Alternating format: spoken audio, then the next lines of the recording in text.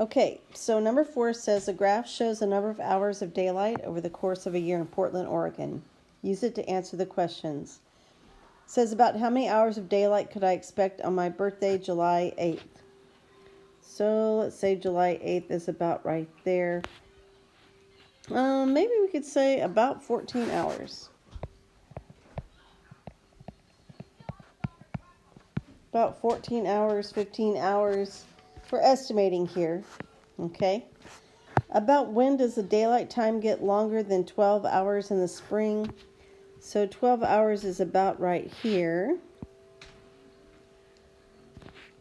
So it looks like we're looking at mid-March. Okay. And what are the highest and lowest amounts of daylight during the year? So highest appears to be